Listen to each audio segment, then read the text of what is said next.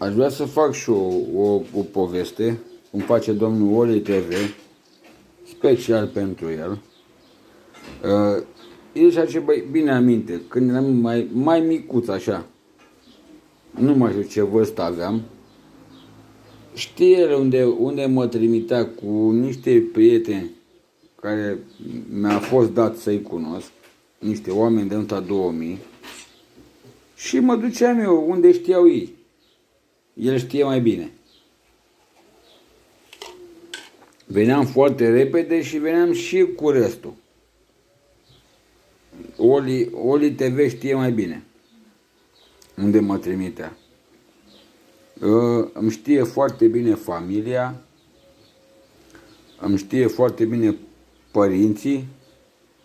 A fost la mine în casă, am fost la el în casă și dacă lasă un subscribe sau un share sau un com, asta este.